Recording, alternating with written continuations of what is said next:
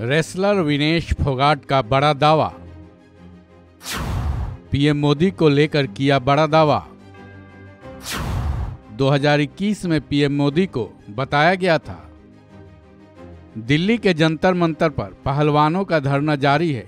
एक हफ्ते से इंसाफ की मांग पर देश के नामी गिरामी पहलवान धरने पर बैठे हैं, इंसाफ की गुहार लगा रहे हैं। दैनिक भास्कर की खबर के मुताबिक इसी बीच रेसलर विनेश फोगाट ने एक और बड़ा दावा किया है।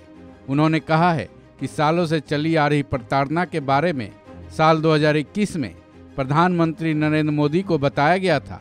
उन्होंने सब जल्द ठीक होने का आश्वासन देते हुए खेल मंत्री से मिलने को कहा था, लेकिन रेसलर विनेश फोगाट के दावे के मुताबिक उसी समय जब पहलवान खेल मंत्री से मिले थे, उसके 24 घंटे के भीतर ही बृजभूषण शरण सिंह तक ये खबर पहुंच गई थी, जिसके बाद पहलवानों को न केवल जान से मारने की धमकियां मिली, बल्कि उन्हें इतना टॉर्चर किया गया कि पहलवान अपनी जान दे दे।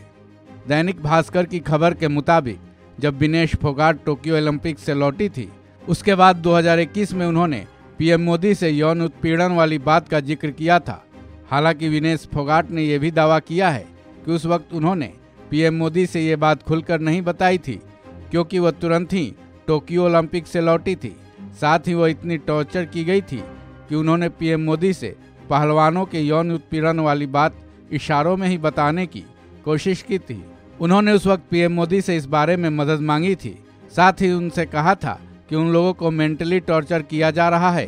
विनेश फोगाट ने यह भी दावा किया है कि उन्होंने पीएम मोदी को यह भी कहा था कि पहलवानों को और उनकी फैमिली तक को मारने की धमकियां मिल रही हैं।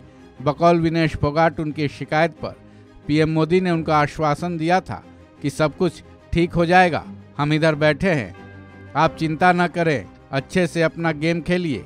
दैनिक भास्कर की खबर के मुताबिक ये बात महज 24 घंटे के अंदर ही रेसलिंग फेडरेशन ऑफ इंडिया के प्रेसिडेंट बृजभूषण शरण सिंह तक पहुंच गई थी।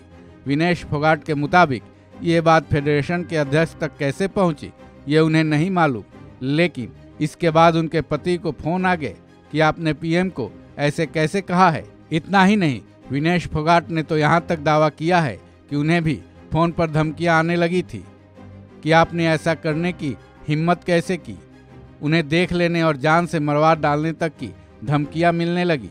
यहाँ तक कि वह जिस रूट से जाती थी उसमें सड़क हादसे होने तक की भी बात कही गई थी।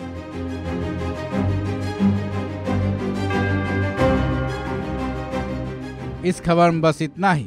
बाकी अपडेट्स के लिए जुड़े रहिए वन इंडिया हिंदी के साथ।